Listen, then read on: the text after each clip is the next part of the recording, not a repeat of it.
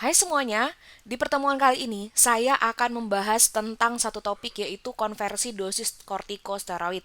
Saya yakin bahwa teman-teman semua sudah paham nih tentang kortikosteroid, tapi mungkin untuk konversi dosisnya masih agak asing ya. Nah, kita tahu kan kortikosteroid ini sangat terkenal sekali ya, dan dikenalnya tuh sebagai obat dewa. Nah, apa aja sih obat kortikosteroid? Jadi ini di tampilan pertama ini udah kelihatan ya macam-macam obat kortikosteroid. Ada yang namanya kortison, hidrokortison, prednison, prednisolon, triamcinolon, metilprednisolon, betametason dan juga dexamethasone. Nah, ini kita pasti dengar solon gitu ya. Ini pasti nih golongan kortikosteroid. Tapi bagaimana nih teman-teman? Kita melihat perbedaan dalam hal ini bagaimana terkait dengan dosisnya ya.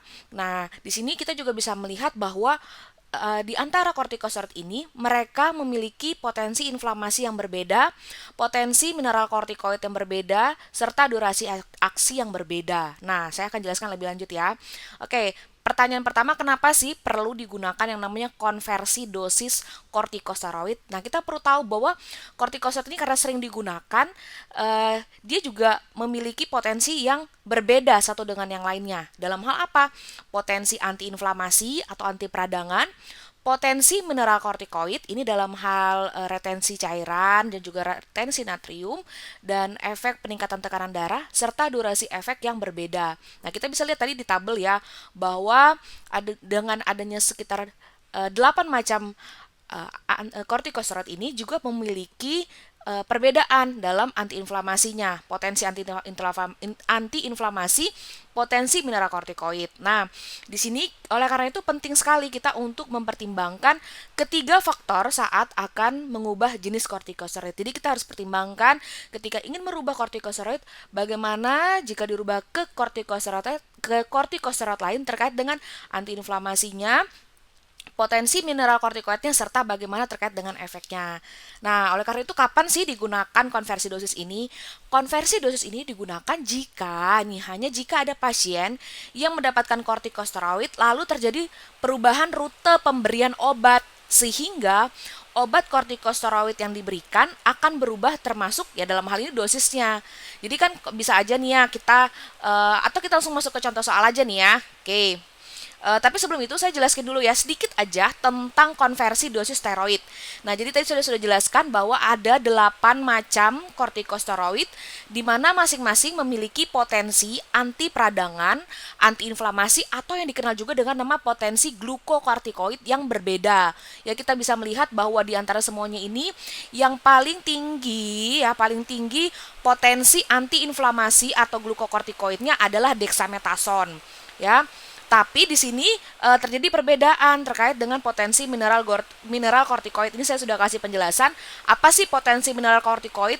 Jadi mineral kortikoid itu terkait dengan potensi terjadinya hipertensi atau peningkatan tekanan darah, retensi natrium dan juga air. Nah, kita bisa lihat di sini bahwa yang paling tinggi potensi terjadinya mineral kortikoid itu adalah kortison.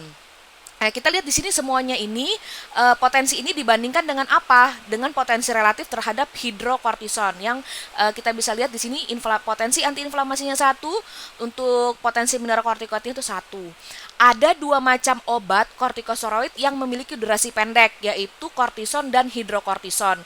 Sedangkan 4 macam obat kortikosteroid yang memiliki durasi efek sedang seperti prednison, prednisolon, triamcinolon, dan metilprednisolon.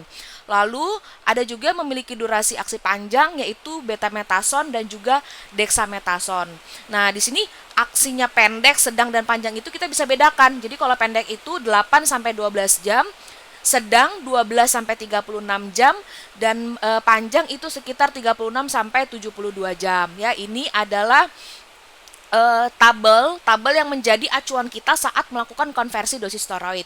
Baik, tadi seperti yang sudah saya sebutkan bahwa kita akan langsung masuk ya ke contohnya.